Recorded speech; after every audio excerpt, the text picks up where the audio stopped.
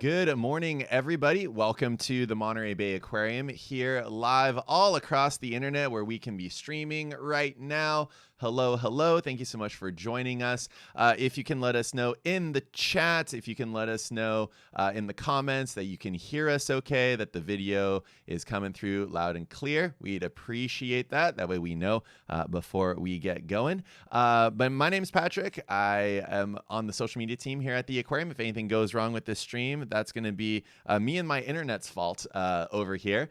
Joining me, as always, for these talks, we've got the other better half of the social media team right down there. There's Emily. Good morning, Emily.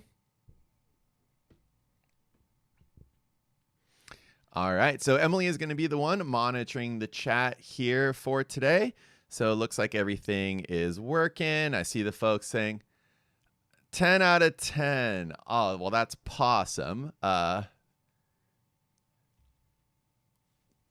stand by. Okay. I think we've had that figured out. All right. We're going to start over. We're going to start over. That's what we're going to do. Hey, everybody. Thank you so much. That's why we do these checks. Checks. Couldn't hear Emily. Had to toggle another thing. So now we can hear Emily. So we should be good to go. I think, Stephany, you might have the stream up and you might need to mute the stream. I just heard myself somewhere out there. That's why we're doing these checks, just to make sure that we are good to go. Okay, can't hear Emily. All right. We can start to hear Emily now. Emily has audio. Audio. Perfect. Now we hear Emily. Perfect. Okay. Perfect. Well, let's get started again then. Hey, everybody. My name's Patrick. Work for the social media team here at the aquarium. Thank you so much for joining us. We've got Emily now live with audio. Hey, Emily. How you doing? Hey. Other better half of the social media team. She'll be the one monitoring those questions in the chat to make sure that you get those questions out there. And joining us today for this very, very special Sea Otter Awareness Week live stream, we have Sea Otter Aquarist extraordinaire over on the other side of the screen there. Stephany, good morning. How are you doing today? Good morning, everybody. I'm great. Thank you guys for joining us. This should be a lot of fun. Awesome. So if you have any questions for Stephany about the work, about what we're going to see here during this live stream, get those in the chat. We'll be getting to that shortly. What we did want to point out is that we are going to be having a little bit of an enrichment going on here during this time over on the Sea Otter Cam. So on your screen right now, you should get to see the Sea Otter Cam. And we have Curtis, our intrepid Sea Otter Cam pilot, who is going to be moving around, flying around, showing us a little bit of what's going on there on the screen. So just in case you folks out there were wondering what was going on. But Stephany, I have you full screen right now with the otters there in the background. This is your domain. That is where you work. Can you tell us a little bit about the day in your life coming to work? Because it's some otterly pawesome work there, as we've got one of our otters swimming by there on the Sea Otter Cam behind you. Sure. So that's Ivy that you're looking at right now. Today, I started my day with doing some food prep. So I came in and chopped up all the restaurant quality seafood that we feed these girls every single day. Today was actually weighing day for the otters. So what that means is that we weigh our sea otters once a week, and we put them, they're trained to come up on a scale. And then each otter has their individual weight range, which is a healthy, good working training range for them. And so we can adjust their diets accordingly, depending on that weight. So Kitt, Ivy, and Salka are the 3 sea otters that you currently see on the exhibit right now, and all 3 of them got weighed this morning. So their session buckets went to that session, and then we had an enrichment feed just now that they had those big plastic balls that you might see floating in the water. Those are boomer balls, and so we're able to stuff food inside of those. There's little tiny holes, if you can see on the camera, that we can put that nice tasty seafood inside. And the sea otters have to try to get it out. So they use those natural behaviors to pull out the shrimp, the clam, and the squid. So that's been my morning so far, prepping food for them, cleaning up, weighing them. And now I'm here with you. That's awesome. And so those boomer balls that you were referencing just then. Here, let me see if I can get myself back up on screen. Yeah, there you go. So those boomer balls that were mentioning there has nothing to do with the age of those balls, what decade they were born in, right? There aren't millennial, Gen Z, Gen X balls in there. Can you tell us a little bit about where those toys come from? Because some of the folks might recognize these enrichments. They suddenly have this scientific name when you come to the aquarium. Suddenly that toy is now an enrichment. Can you tell us a little bit about what does it take to source those various things that folks might see on the cam or when they come and visit the aquarium? Yeah, great question. So we have a lot of toys. Otters have more toys than I had when I was a kid, honestly. There's just a ton. So you can even see, looking around the exhibit right now, there's the bigger items like the boomer balls that I was just referencing do come from an online source. There's actually some websites, manufacturers for zoo and aquariums that make specific toys for them, because we're looking at the durability of these toys to make sure that they can withstand an otter. Otters are very strong, so we need to make sure that the toys are strong for them so they don't break. So that's where the boomer balls came from. But then also you might notice some of like the smaller toys, you might actually see them in a pet store. So some of the toys that we give our sea otters are dog toys. And so we're able to stuff food inside of them and give it to them that way. So we can get those off Amazon sometimes, or if we go to the store ourselves and we see something, oh, the otters would love this. A lot of us will buy that toy for the sea otters. There's also part of a sandcastle pool that is on deck as well that you might notice. And that's actually something that you can get at your local store. So my family, actually, my nieces and nephews have the same sandcastle pool that they play in. Oh, wow. So the biggest thing is just making sure that the toys that we get from any of those sources are otter safe, right? So we want to make sure that it's not going to be something that breaks, something that could potentially go into pieces in the exhibit that could be harmful to them. So all these toys that you see here have been approved through our curator to make sure that they are the safest possible for otters. But we have so many of them. And it's so cool to like put things together. I like to be creative myself. So being able to like look at all these toys and then build something elaborate for the otters and see them interact with it is so cool. Oh, that's great. Stephany, we did have a question come in about that. People are curious if they can buy toys for the sea otters and send them to you. Well, I know that you have like very specific requirements, so I'll leave that to you to decide. Do you want an influx of otter toys from the internet to come in? That is a great question, and I'm very grateful that people are interested in doing that. My suggestion would be, because Emily, like you mentioned, there's specific things, like I talked about too, that we have to make sure are otter safe. The best way you can do is just donate to the aquarium, because the money that goes through those donations goes to help feeding them, help enriching them, and just taking care of them in general. So that'd be my suggestion on a way to see some new toys pop up. Awesome. Pawesome, I should say. Yeah, pawesome. Pawesome. Pawesome. And super quick, Emily, while we have you up on screen, full screen in the background, can you tell us who's lurking behind you there? This is Kitt. This is Kitt lurking behind me. Just, watching over my shoulder, making sure that I get all of the very important questions from the internet right now.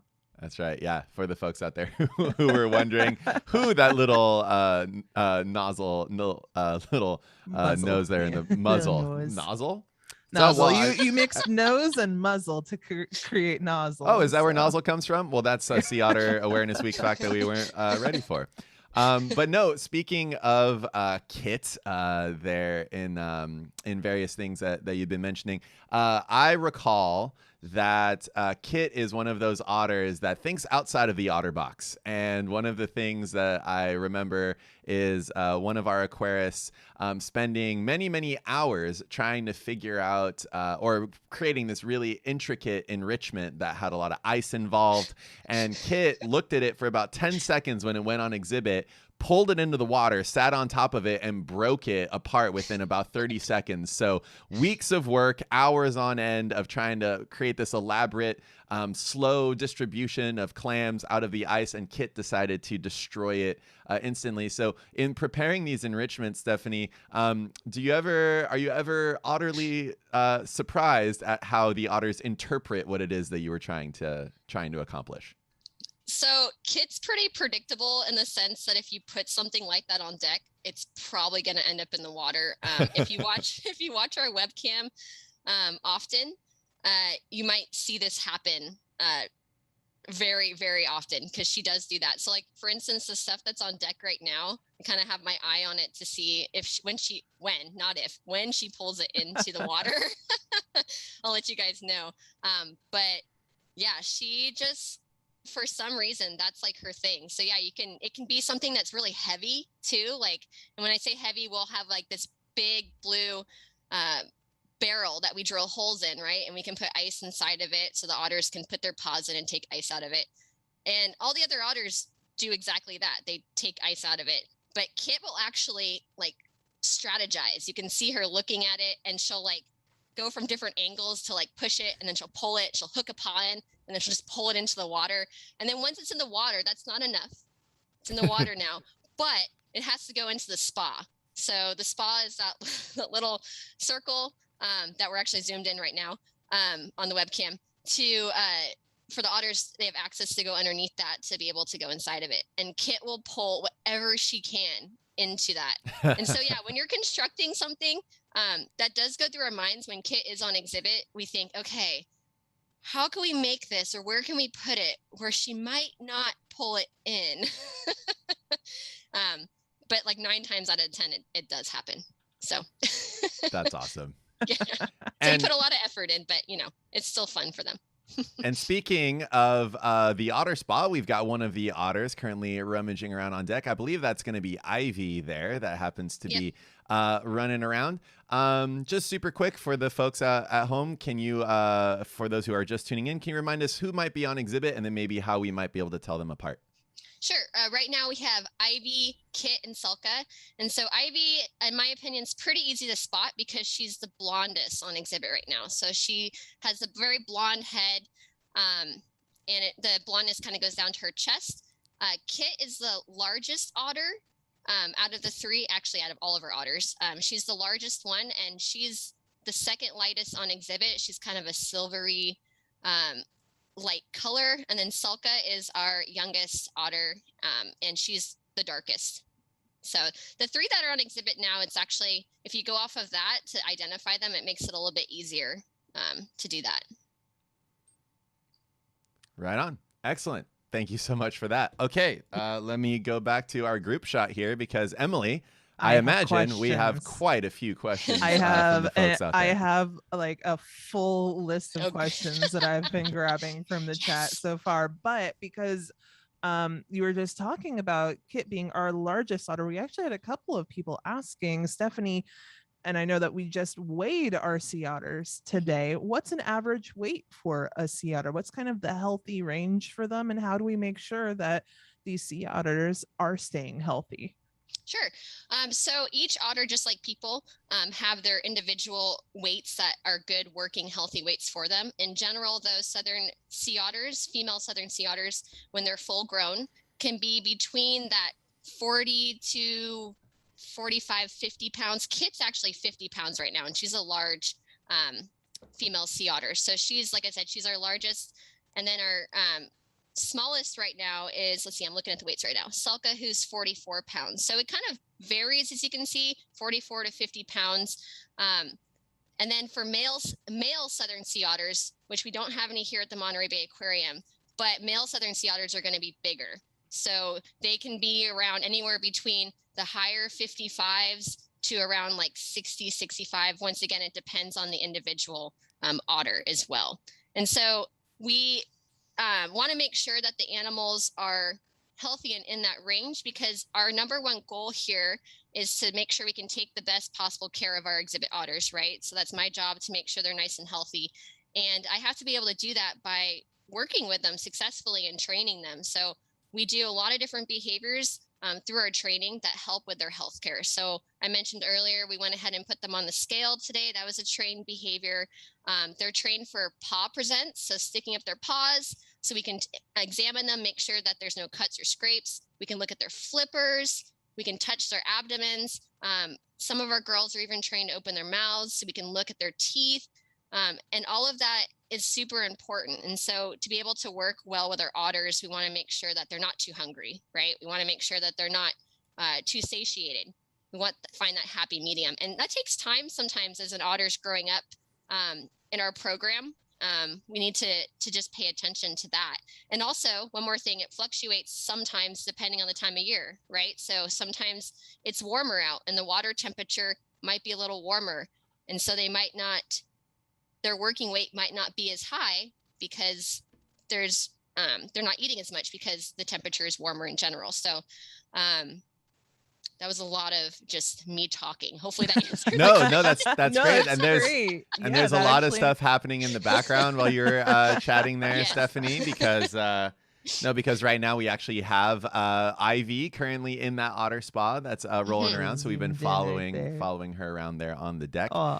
And we also have quite a few folks that are shouting out Rosa, the sea otter specifically. You were mentioning weights and ages and things, and some of the folks out there who are watching might be familiar that Rosa just celebrated a 22nd birthday. And so I don't know if you wanted to talk a little bit about that lovely lady. She's not on exhibit right now. She's behind the scenes, but some folks out there wondering about Rosa and that care and how old they can be when they're with us. Lots of questions along that line. So maybe we can talk about Rosa just real quick, knowing that she's not on exhibit right now. Of course, always talk about the lovely Rosa. So Rosa is currently behind the scenes. We have the ability to separate our group of otters between different exhibits. So we have the main exhibit and then we have the holding pools behind the scenes. And so it helps with us just being able to switch up social groups. But Rosa's doing great. She's 22 and that is considered old for a sea otter. So a big question we get is how long do sea otters live typically? And usually say for the range, it's about 10 to 15 years for females, for males, and then 15 to 20 for females. And so with Rosa being at 22, that is on the higher end. She, through that training that I talked about earlier with being able to do health inspections and everything, with having an aging otter, it is so important to be able to keep that strong so we can make sure that we're checking her over and making sure she is healthy. So she's trained for eye drops. As otters age, just like people, we start to see problems with their eyes. And so she's trained for eye drops, which is incredible in my opinion. I used to hate eye drops. My mom used to have to like sit on me to give me eye drops when I was younger. So to have an otter willingly let, you put eye drops in her eyes is just amazing. And we can check out her mouth and everything. She's one of the animals that has an open mouth behavior. She's doing great. We monitor her all the time and she's so fun to work with as well. She's cute, which, always is a plus for working with otters. Always. But, yeah, so she's doing well. Stephany, you mentioned we've been talking about Rosa just turned 22. People are curious, what's an average lifespan for a female southern sea otter? So typically it's about 15 to 20 years for females. In zoos and aquariums, you might see, just like Rosa as an example, might see them live longer than that average lifespan that I listed, because they have access to medical care, right, that they might not have out in the wild. They don't have to hunt for food, and there's no predators. So those three things are great ways that otters under human care might tend to live past that 20, specifically for the female otters because of those things. But typically in the wild, it's between 15 to 20 years. And then another question, real quick, people are curious, you mentioned your mom had to sit on you to give you eye drops. How hard is it to train the sea otters to do different things? And what's the hardest thing that you've ever had to train them to do? Me personally, the hardest thing that I've had to? Oh, goodness. Okay, so the training for these behaviors, there's a couple of things that go into play. So one of them, the huge one that I'll touch on, is relationship with the animals, right? So these are behaviors, we'll call them husbandry behaviors, so the medical aspect of it. These behaviors they can be a little bit invasive in the sense you're opening animal's mouth, you're getting close to their face. So the relationship with that individual animal is extremely important. You want to make sure that there's that trust between the two of you so that the animal does perhaps let down their guard to be able to show you parts of their body, right? So those behaviors can take some time depending on the relation animal in general. So for something like eye drops, it could take an animal, a couple months to be successful with that. It could take another one a couple weeks. So I think it just depends. The skill level of the trainer is also something too, that comes into play. And what was the last thing? What was the last part of that question? Well, just to interrupt very quick, Stephany, you were mentioning their eye drops. I have that photo up right now of you giving Rosa eye drops. I don't know if you want to talk a little bit about what's in your left hand, that little buoy on a stick, and then kind of how you might do that. Okay, so if you guys can see this, I brought a prop. Oh, nice. Let's see. All right. So we have our, if you can see, I have our Sea Otter here, and we have our target pole. All right, so this is amazing. I don't have an eye drop though. Bummer. Okay. So we train the animals to target onto this target pole. It's basically a focal point for the animals to touch their nose to. And we can, from this behavior, once an animal learns to hold their nose on this target pole until we let them know that they did the correct behavior and they can break from that. It's something that we can move on to other behaviors to do. So I believe in that picture, Rosa is on the target pole, and then I have my hand over doing the eye drop. So she had to feel comfortable on the target and then feel comfortable having somebody raise something above her eye, and then obviously the drop go in too. So that's what's happening in that picture. She's done eye drops for a while. It's a behavior that a lot of our sea otters already have, but that's what you're looking at in that picture. It's an example of one of those husbandry behaviors. That was awesome. Thank you so much for sharing that, Stephany. It looks. Oh, go ahead. Oh no, it just looks like we have one of our ladies up on the deck right now doing some scratching there. I believe that kind of looks like a Kitt to me, but not sure. Hard to tell. Need to see her turn on him. Yeah.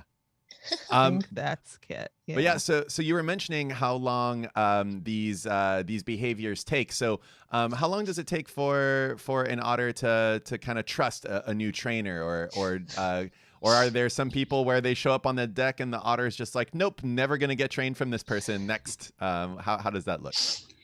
Yeah, so I'll tell you a personal relationship that I have one of our otters, Miss Ivy. So when I first started with Ivy, I started in 2019 as a Sea Otter Aquarist here. And when I first started with her, our relationship was not great. And when I say that, I could just tell in our sessions, I was getting to know her, she was getting to know me, and she was very, very nervous around me.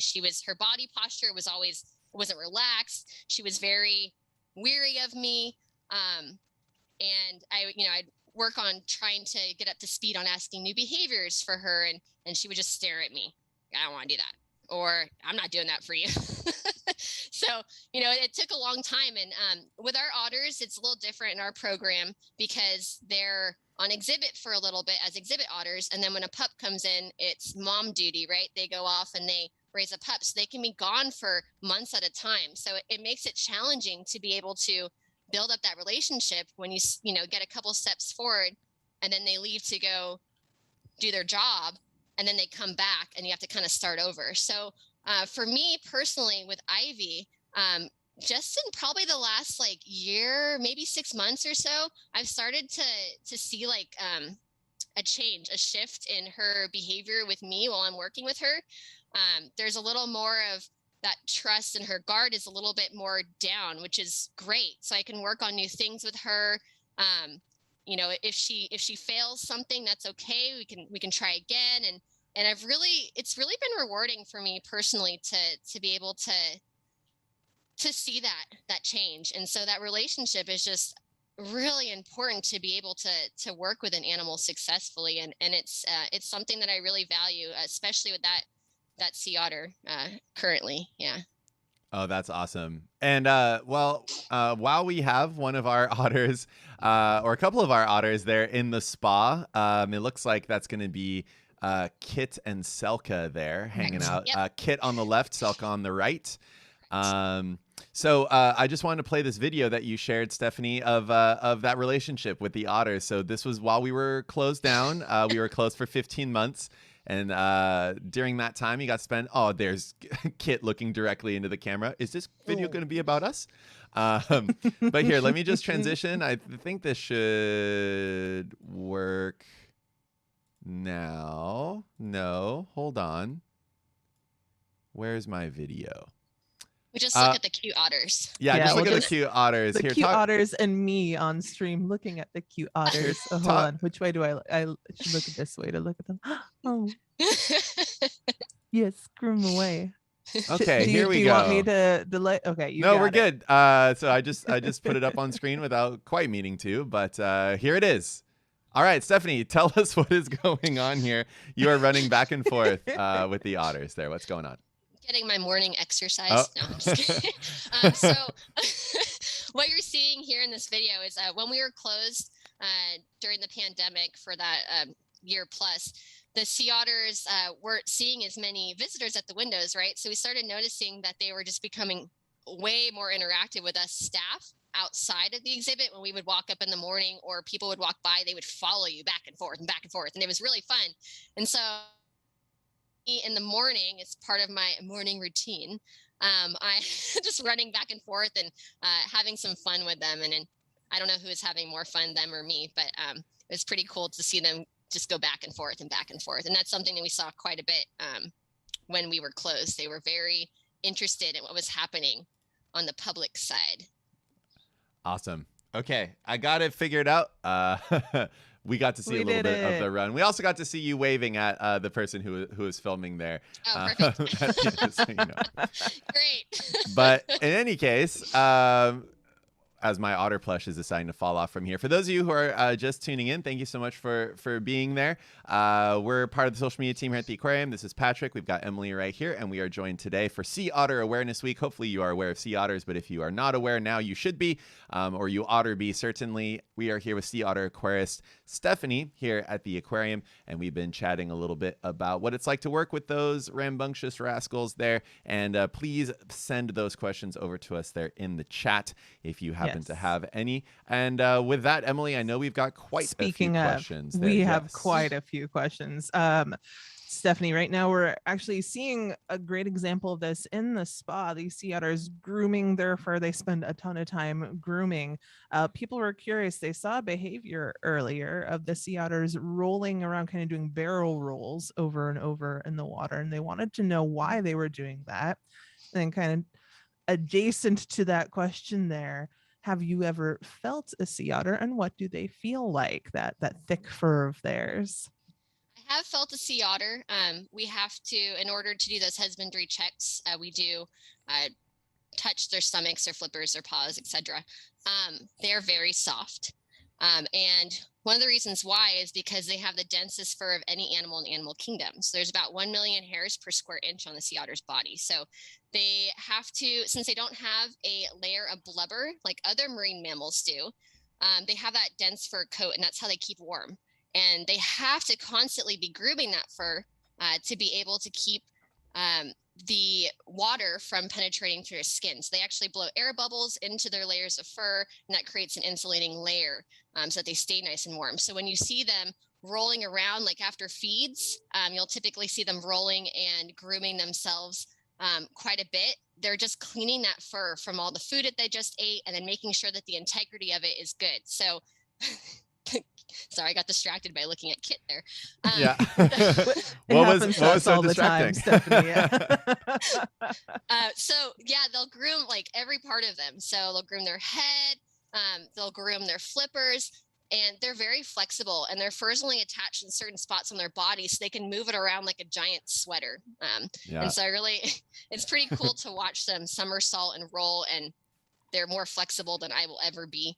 And we have, sorry to interrupt, awesome. Stephany. Some of the folks are noticing all three of the ladies are currently in the Yes. spa. So for those of you who are wondering, we've got Ivy on the right. We've got Selka kind of hidden by the rock wall, and then Kitt on the upper left. But currently, if you were visiting the aquarium in the exhibit space, you might not even be able to see that all of the otters are there in the spa. So this is a really great view. Shout out to Curtis that is there piloting the cam. Anyway, sorry to interrupt, but we've got a cuddle puddle currently on screen there, Stephany.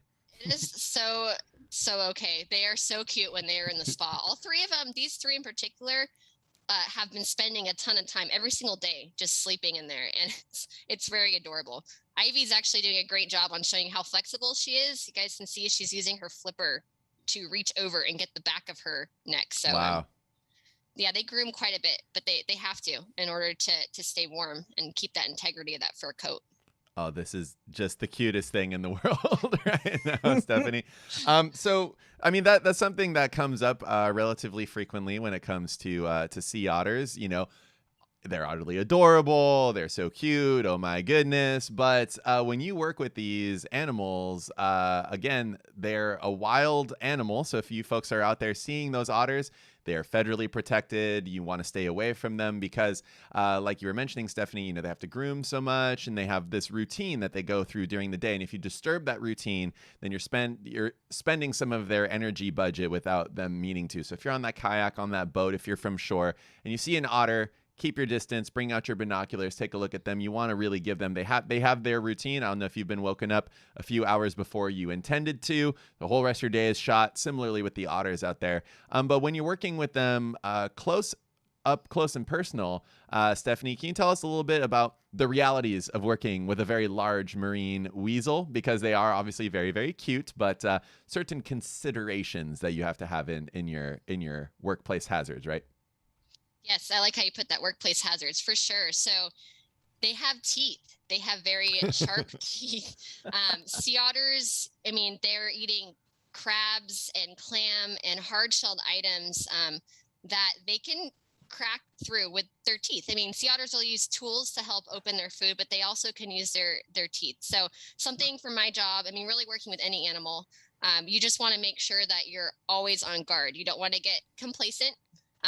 There could be external stimuli in the environment that could spook an animal, and there could be displaced aggression because of that. There could be something underlying. Maybe an animal is just not feeling it that day. So you really want to make sure that you're reading your animal and making sure that if you see any of those signs where they might be uncomfortable, that you're basically listening and adapting your training to that. But they are very cute and cuddly, as you guys can see. Ivy is very distracted. Oh my goodness! Very cute.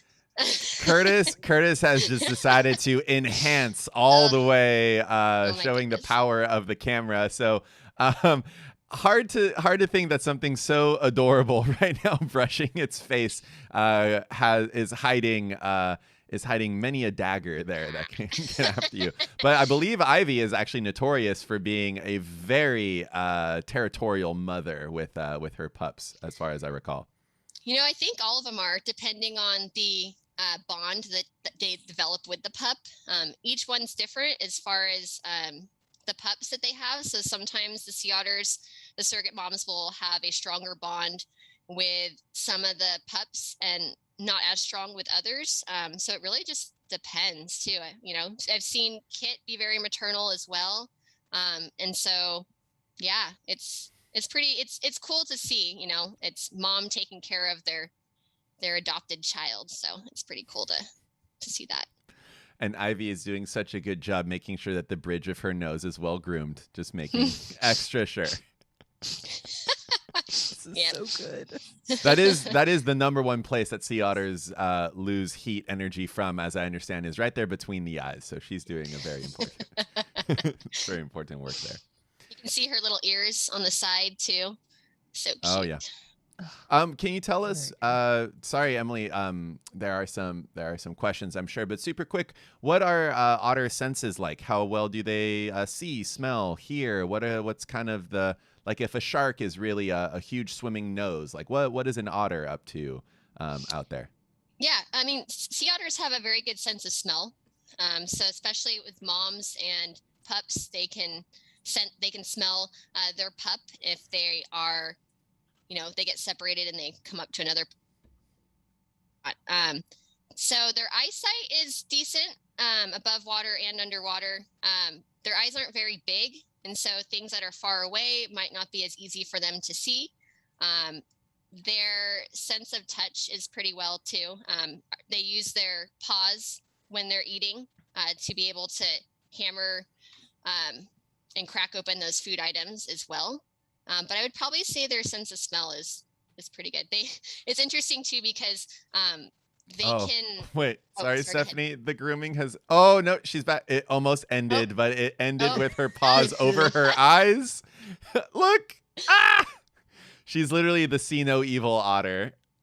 Selk Okay. is doing the same with All her right, little paws she's waking over back her up. eyes. So Oh sorry my to goodness. interrupt there, Stephany, but oh my goodness, and Curtis is zooming in even more.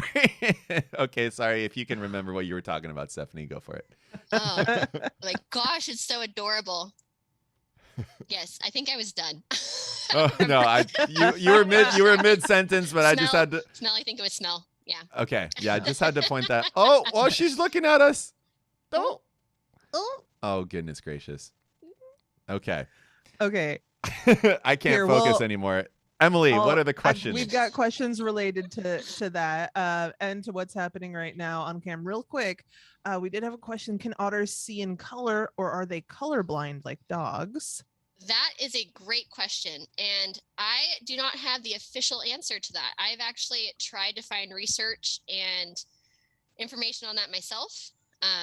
There's been limited articles and things that I can find. And when I've asked people who've worked with sea otters for longer than I have, there hasn't been a direct answer or answer that has research to back it up. So you're wondering that, so am I. So great question. Good job, internet. And then we also had a couple of people asking about, we're watching them take a little nap in the otter spa there, a little snooze. How often do sea otters sleep? How long do they sleep? And do they prefer to sleep on land or in the water? Great question. So sea otters spend a lot of time snoozing. They do three things mostly, and they do grooming a lot, they sleep a lot, and they eat a lot. So you'll see them taking naps throughout the day. Here at the aquarium, because the land space is so accessible to them, you will see them haul out or come onto land and take a nap. Out in the ocean, sea otters can spend a ton of time just in the water. They can sleep in the water. They forage out there, they eat out there, and so you might not see them come up on land to rest quite as often. I think it also has to do with the fact that in the water they'll sleep in like rafts, so groups of sea otters together. It's very unusual. I don't think I've ever seen it actually, to see a whole bunch of otters on land sleeping together out in the ocean or out in the wild. So I think it just depends. Here at the aquarium, you'll see a little bit more frequently on land because they have immediate access to it. Great question. Yeah, that was great. Yeah, right. Terrific. I just wanted to point out that we've got so many folks that are tuning in right now. Let me see. I need to remove this pin to see if I can get myself back up on screen here. There we go. Hello, everybody. Yeah. Oh, what's going on? Stephany, what are you reacting to? I'm reacting to Ivy again. Oh, so cute. Oh, good stuff. But yeah, just want to say thank you to everybody who is tuning in right now. We have many hundreds of people that are tuning in and listening. So thank you again for being here as a part of Sea Otter Awareness Week here at the Monterey Bay Aquarium. One of the things I wanted to mention, for those of you who are watching us on Twitch, this is a great time if you are appreciative of the work that Stephany is doing and that the aquarium is doing with rescue and rehabilitation of sea otters. There's a Tiltify campaign there. If you felt like throwing a few bucks over to the Sea Otter program, you can do it there. If you're watching on YouTube right now, some of you are. I can see all of you there in the chat. We do have that fundraiser. You can see there at the top of the chat. If you're interested in buying a sea otter a few clams, you can throw them your clams by doing so there on that fundraiser. And if you're watching over there on YouTube as well, gotcha, Stephany. And if you are watching over there on Facebook as well, we do have that donate button too. If you wanted to help buy sea otters, either an extra one of those Kongs there that you might see on exhibit, or as some of the folks out there, if you're watching from the Doug community, the folks out there who helped raise enough money almost to pay for one sea otter's worth of food for a year. So lots of different things you can do to get involved. And also, I just want to point out that we've got, the otter plush that's hanging out here, these hats and sweatshirts and things that we're wearing, except for this one. Oh, there's one right there. This is from being a volunteer with the Sea Otter program, but you can see we have all of our plush there as well. So in honor of Sea Otter Awareness Week, this was just a quick little plug there in the way as we are coming up on about 40 minutes here that we've been here with Stephany. Just want to let you know a few different things you can do. You can head over to montereybayaquarium.org/shop, and you can pick up some Otterly Pawesome stuff there if you wanted to. Just wanted to throw that out there. And with that, back to you, Emily and Stephany, with the questions from the audience. We did have another question. We're going to stick with the sleeping theme right now, since it's a cozy cuddle puddle happening. Someone was watching the Otter Cam, not recently because she's not on exhibit right now, but she did see an otter who was kind of sucking on her paw while she was taking a nap. Can you tell us who that was and what that behavior is kind of all about? Yes, so that was most likely Abby. She's in the background of my Zoom video here. Abby is an otter who she's very good at grooming, and she's very particular about where she sleeps.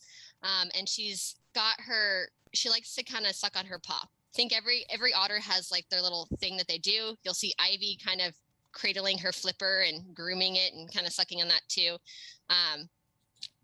I think it's just something that she does. I don't know if I have an exact answer as to why. I wish I could ask her, but but it's a good way that you can tell most likely which otter you're looking at if you see that, because it's probably Abby. There we go. Nice. Good observation. Yeah. That was a great observation there. We have so many questions. I'm going to try and get to as many as we can here. I've saved some that people have put in the chat for our speed round later. So we're going to try and talk. Get ready for that, Stephany. Yeah, get ready for that, Stephany. But we did have a couple of really great questions here regarding the training that you do with our sea otters. Folks are curious, how many trained behaviors do they have? And how do you teach behaviors that are kind of a further distance away from you as their trainer, like going down and retrieving their toys from the bottom of the exhibit? Okay.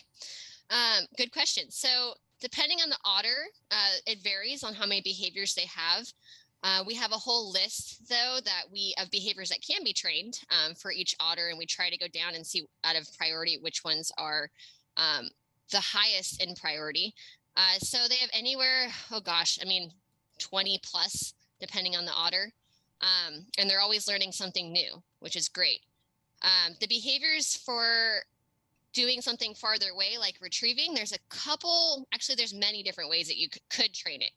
The way I've trained a retrieval in the past has been starting with getting the otter to be able to understand the concept of taking a toy from me and then giving it back to me. And so I started with that part of it. And then I went on to, okay, here's the toy, like slightly underwater, like maybe resting on a step underwater. And I approximated them to realizing like, oh, the toy, here, you have it. So they got it, and then give it to me. And then I did another one of like farther down, and then just getting into that concept of find a toy when you have it. Great, give it to me. That's how I've trained it in the past. It was at a different facility. It wasn't here at the Monterey Bay Aquarium, but there's lots of ways. There's so many ways to train behaviors. And one way that works for one otter might not work for another otter. So that's something to take in consideration as well. Good question. That's excellent. And I did want to point out super quick that if you heard a woof on stream, that is not a sea otter sound. That is our stream pup Trooper that is hanging out over behind the scenes of Emily. Trooper, the technician there over in Emily's realm. So in case Speaking of training, we're working on the quiet train over here. She did great. She gave out one little streaming. woof, and I said quiet, and she came trotting over for her treat. She's like, okay. And so a quick question related to that. So we talked about the senses that the otters have. Could you describe some of the noises that the otters make, and can they let you know that they don't want to do a behavior that's like, oh, come on. Like, can you give us a bit of insight into how they might be communicating back to you? Because that positive reinforcement with the, like, here's the treat, we might be familiar with that in our world, working with our pets at home. But how might an otter voice its disinterest or displeasure and like, oh, do I have to bring the toy back? What does that sound like? That is a great question. Otters make the most interesting noise, in my opinion. So there's so many different noises that they can make. A displeased noise can sometimes be a high-pitched scream. If an otter, for some reason, isn't wanting to do something, or there's something else going on in the environment, there could be a scream. So I won't do it over Zoom. Maybe if you come to the aquarium and you ask me in person, I'll do it for you. But they also, in addition to that, though, they make so many like other noises. So for our girls on exhibit, they make sometimes during sessions little grunts, just like they're talking during session. Or if they're not feeling something and they aren't quite screaming, they might make like a little whine. And it's our job as trainers to just be attuned to that. If an otter sits up in the water column and screams at you, maybe you want to change your tactics of what you're doing, or look around the environment and see if there's something, other stimuli that's bothering them. You'll often hear pups and moms call for each other too, and that's a pretty interesting high-pitched scream as well. Yeah. Interesting noises. there are folks out there who might visit during I feel like, otters are having pups all throughout the year, but there tend to be quite a few in the spring and summertime. And often if you're out here along Cannery Row, you can vaguely hear the sea lions, you can vaguely hear the fog buoy doing its little ding, and then piercing through the night every so often you just hear a and it's just nonstop. And that's probably because pup woke up on the surface, realized mom's not around, mom's down foraging. Mom pops up and goes, and then like, and then they find each other, and it's just nonstop. And having worked with the baby sea otters, Stephany, as a volunteer, it's a sound that lives in your head forever. It's so piercing, and it's a way of finding each other over the sound of the wind, the waves, and other things like that. So if you ever are along Cannery Row and you hear some screaming, leave it be for a little bit. See if mom maybe pops up, try to find what's going on. But that is another way where we might be able to find an otter pup that might be stranded, is there might be some screaming coming from the beach, and then you can give us a call. All right. That was just my opportunity to do my little pup scream. It was good. Good job. Thank you. Okay, back to you, Emily. What are the questions from the folks out there? We've got about 10 minutes left here, so get those questions in, everybody. And thank you to the folks that are donating over there on YouTube right now. I can see. Thank you, and everyone. over on Twitch and over Facebook on as well. Twitch, we had a hype train going with all the subs coming in, all the donated subs, the gifted subs. So huge thank you to everyone who's helping to support the Sea Otter program and the aquarium right now. We really appreciate it. Stephany, we've been talking a lot about the training portion of being a Sea Otter Aquarist. Sometimes people hear the word husbandry, as my little sea otter falls off the mic there. Husbandry, and well, yeah. Don't worry, you can hang out right there right now. When we talk about taking care of the animals at the aquarium, and part of being an aquarist, part of working in husbandry is not just feeding the animals and training the animals, but a lot of it is also cleaning up after the animals. So people were curious, do you ever get in the water with the sea otters? How do you clean that exhibit? They're eating a quarter of their body weight every single day, and what goes in has to come out eventually. Sure How do we clean up?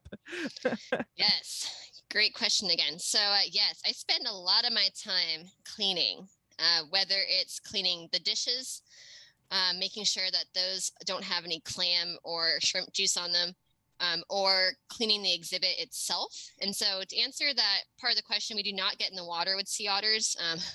Thank goodness, because I would not want to be scuba diving underwater with sea otters that are very curious.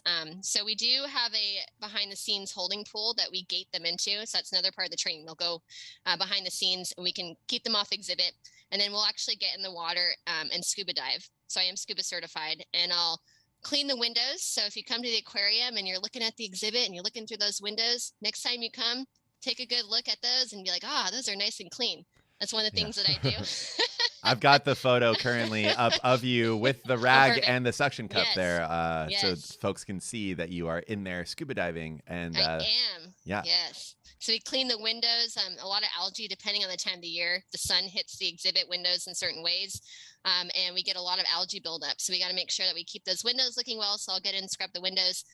We also have a siphon set up. So basically a big vacuum underwater that we can vacuum up any of the algae so it doesn't get too long and gross, any food that might be down there. And so that's something that we do twice a week. We have volunteer divers as well that come in and they participate in that too. One thing that I do a lot of too is hosing poop. So Emily mentioned that sea otters eat a lot and a lot has to come out. Sometimes the part that comes out is all over the deck. And so I do have to hose the deck and scrub the deck and make sure that fecal matter or any urine is not present on there. So it's the glorious parts of the job, but it comes with it. That's one of the things in talking to various folks working in animal care over the years is that effectively so much of your job is working with food that is prior to your animal, going into your animal, and then coming out of your animal. It's pretty much you're just like watching food go through the tube out to the other side. That tends to be a lot of work. Looks like there's some activity in the otter spa. It appears that there's been a disturbance. Look at those teeth. A disturbance in the force. And they're coming back now. This is a great transition to another question, because we're seeing, the cuddle puddle happening inside of the exhibit right now with Ivy, Kitt, and Silka. Obviously, all three of them getting along very well with each other. We had this question come up a couple of times of, we're very fortunate to have 5 sea otters at the aquarium, but how did we know that all 5 of those sea otters would get along with each other? How do we introduce otters to each other? It's a great question. So there's a couple different ways of introducing. So we do have a hierarchy in our population, with Sulka being the most dominant sea otter currently. And so when way to go, Sulka. Yeah, youngest and most dominant. Crushing it. Hierarchies can change, though. I have seen that as well. Don't get comfortable on the throne, Selka.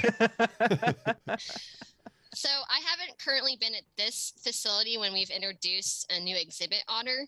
But in the past, from my experiences, it's usually you might introduce an otter to another otter at like maybe a less dominant otter. To make sure that there's not going to be a social issue. So, for example, like Abby, love her, but she is lower on the totem pole. And so depending on the situation, we have the option to introduce a new otter to maybe a more docile otter compared to the head honcho. So I think it just depends on the situation. How old the new otter coming in is. Is it a younger animal? Is it a more established animal? Did it come from a different facility? Because we do that too. Sometimes we'll play musical otters and switch around from different facilities that are closer by. So I think there's just a lot of variability in that answer. And it kind of just depends on the situation. But, when that does happen, we want to monitor. We don't just throw them together and good luck.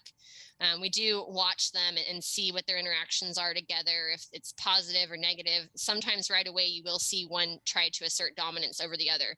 And it's a natural thing that happens, but we just keep eyes on the situation. Excellent. And of course you meant positive interactions between. Positive, yes. There you go. Yeah, we speak in puns on this channel. No, that was awesome. Thank you so much. In puns and only puns. Only puns. Emily, I'm looking at the time. Yes. Stephany, I don't know if you have a hard out here or if you've got maybe a little bit extra time, because we've seen a steady increase in folks watching, at least over on Twitch. We've got about 80 folks that are live over there. We have a few hundred hanging out over on YouTube still, so it seems like there's still some interest. So if we can keep you just a little little bit longer. But Sure. Emily, maybe now is a time? good time to put Stephany through the gauntlet. And we All call right, this Stephany. rapid fire questions. Get Warm up ready. here. Get ready. All You got right. those otter anecdotes ready? You got the... God. Okay. We'll ease you in here. Okay, quick question number 1. What is the temperature of the water inside of our exhibit? 61.9. Nice. Does that change Is that ever? what? What? Does it change ever? Yes. Changes every day. Okay. Yes, because is the water coming from the bay? Yes. Yes. Yes, it is. All right, back to the sea otters. How often do we feed our sea otters? Multiple times a day. What do you mean by multiple times a day? Two? No. So 20? we have at least 4 feeds, and then we add more on top of that. So usually it's between like 4 to like 7, maybe more, depending on the day. Awesome. Yeah. What are their favorite snacks? Ooh, that depends on the otter. So like, let's see. Ivy loves shrimp. Give you a whole Sorry. bucket of shrimp for Ivy. Sorry, we just had an extremely comedic zoom in on one of our otters currently taking an ice bath. Oh my That was gosh, hilarious, Curtis. Selka. Can you? It seems like being a queen. She must relax in the ice bath. On the ice throne. Oh my She goodness. controls. Oh my gosh. See how long she is. She's so Yeah. long. Oh, she woke up. She's just gonna Oh. go growl. Okay, time to crunch. Oh, forgot what I was doing there for a second. Okay, we're back.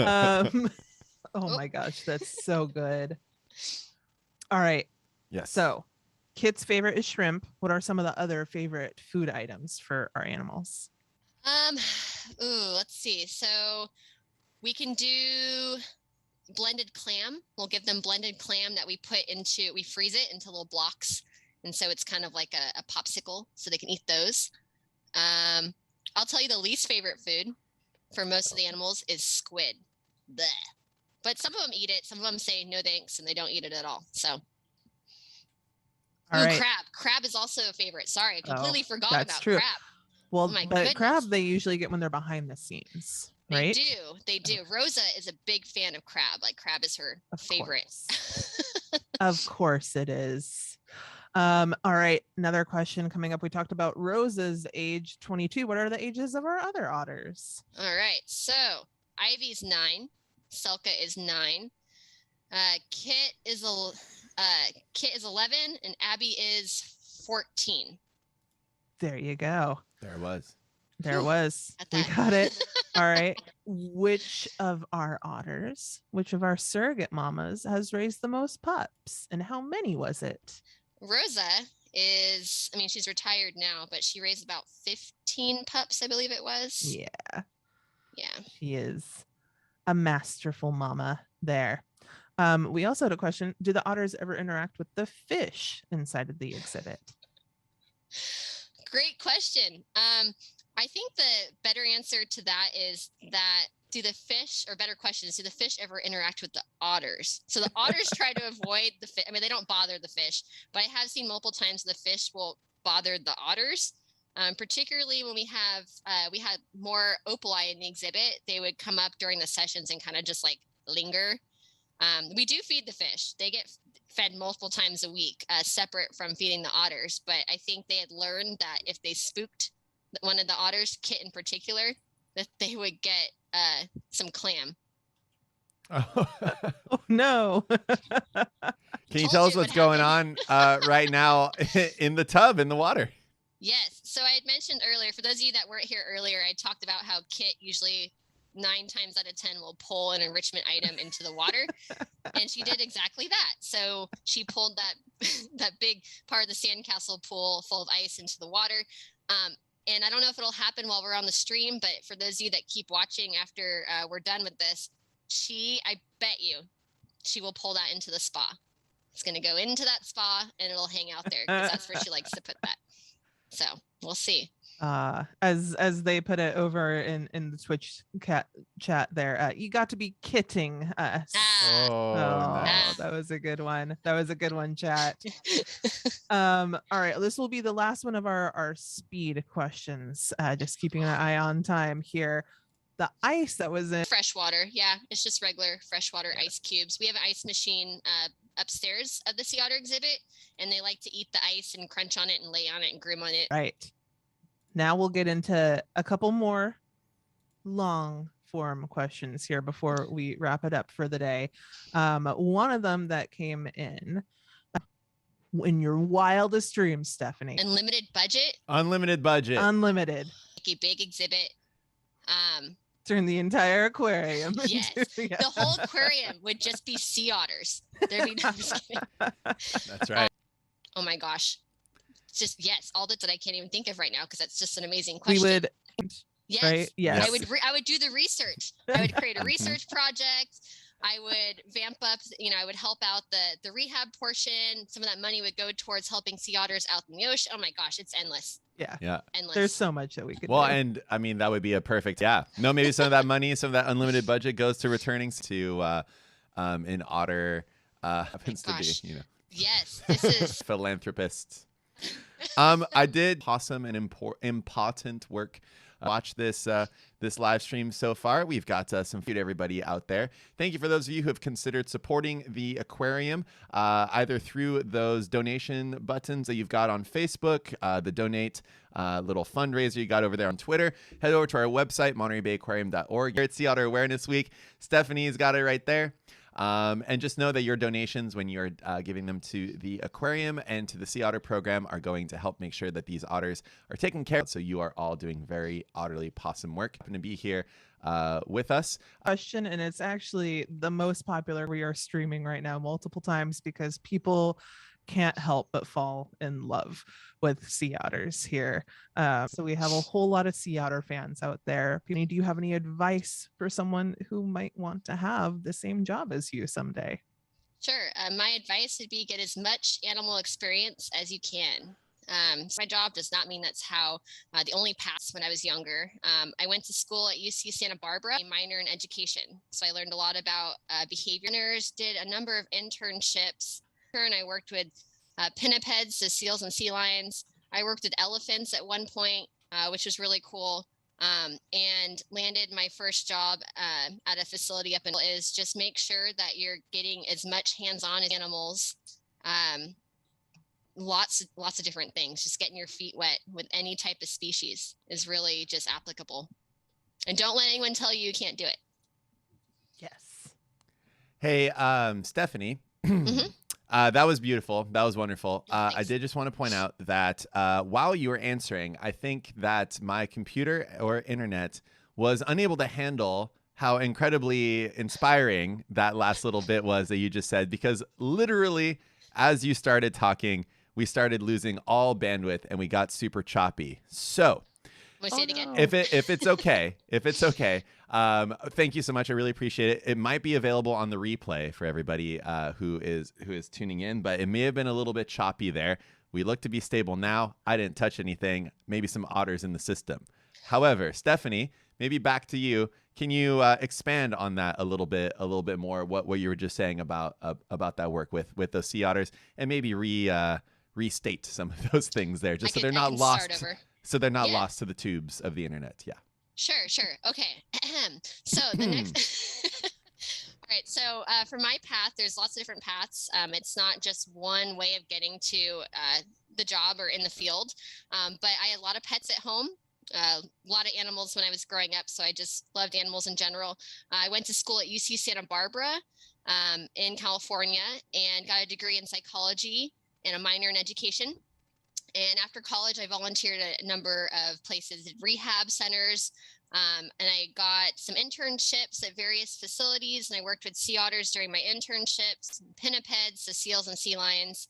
I worked with elephants at one point, some other various small mammals, and just really trying to get as much experience in general as I could, and then start applying for positions. So I got my first full-time job up in Oregon, and then transferred or applied for a job in California because that's where I'm from. I wanted to come back home.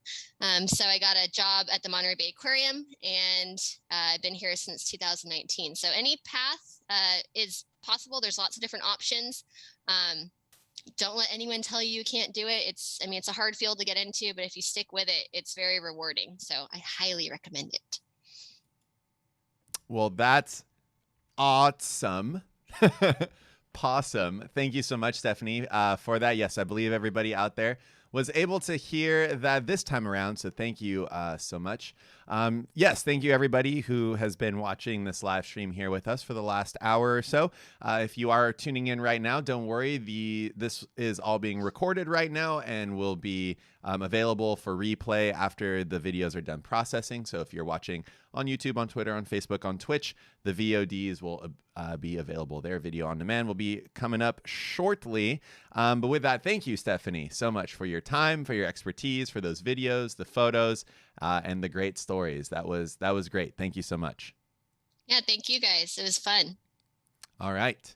Emily, it's Sea Otter Awareness Week, so hopefully the folks out there are aware of sea otters at this point. And if you're not, take a look at hashtag Sea Otter Awareness Week. Go take a look at our website, all of the different sea otter things that are going on there. Emily, any parting thoughts for the folks out there before we head out? No, just thank you for joining us today during our stream. Hopefully it wasn't utterly chaotic for any of you out there, and that you had a pawesome time. We still have a few more days left here in Sea Otter Awareness Week, so follow along on our social channels. Otherwise, I hope that you are all being kind to yourselves, that you're being kind to each other, and we can't wait to see you again soon here at the Monterey Bay Aquarium. Thanks, everyone. Thanks, everybody. Bye.